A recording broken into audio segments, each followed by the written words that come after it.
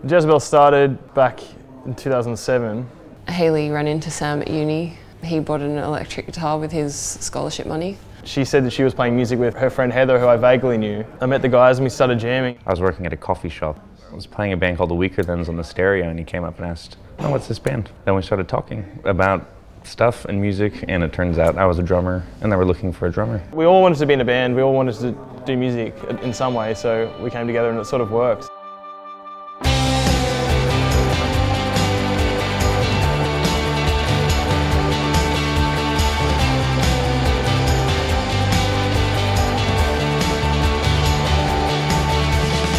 Before videos started going viral, we had a video on a Red Bull video. Suddenly we had lots of sales in Europe and America, and we could tour overseas, and we were just blown away by that. And I think a small band from Australia can make an impact overseas just through the internet. The sad reality now is that most popular acts don't have any longevity to their careers. They sort of come and go in an instant. The biggest thing you want to aim for now as a musician is to sort of have some staying power and maintain a career. We've been going for a while now, so I think we're in a pretty good place to do that.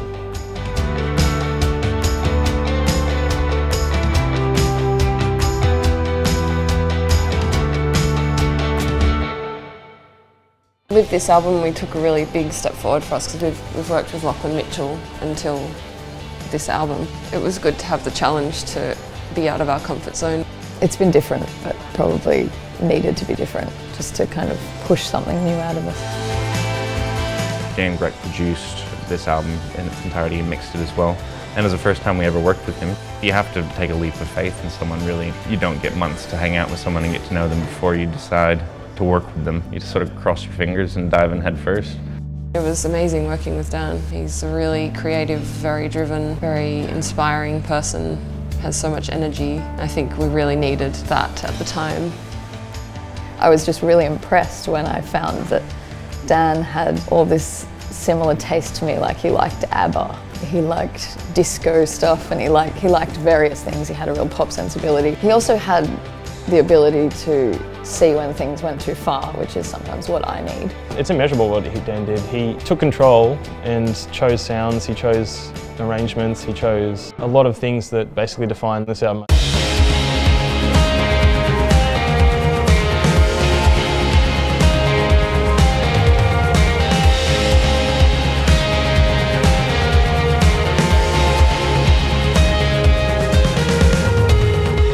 We've always had very different approaches to music. What we started getting good at this record is writing together. Because we wrote together in a studio before recording anything this time, we kind of approached it as like, let's write songs that we can play that are sort of a bit more simple and a bit more clear and just a little bit more refined.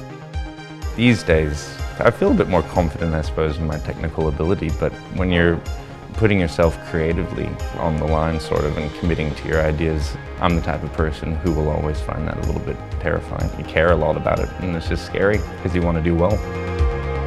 I don't know exactly what it was, how it played out, but the difference, I think, in what we sound like now, I think a lot of it can be attributed to the different city that we're in now.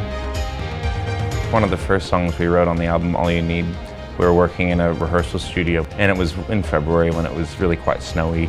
You don't get that experience in Australia. In very subtle ways, somehow the weather and the climate and the atmosphere has worked their way into the songs a little bit. We don't really sing about living in London, or we don't try and make a sound that's about living in London, but I feel like just certain moods and certain atmospheres in the music definitely reflect at least the experience I've had in London.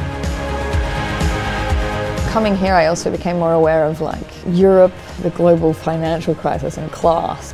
Australia has its isolated issues and they were quite personal to me, but coming here it was like, wow, okay, yeah, this is a big world city and life's quite hard for a lot of people, and it just, I don't know, world issues, I suppose, they became more apparent to me.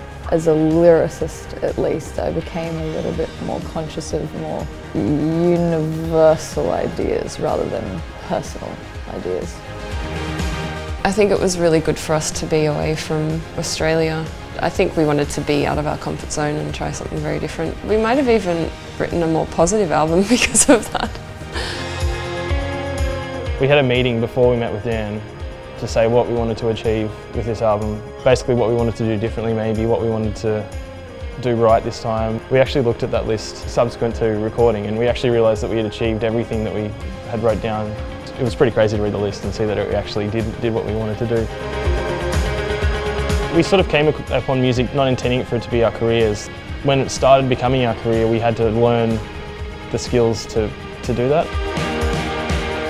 We've learnt so much in the last few years, like recording, touring, performing.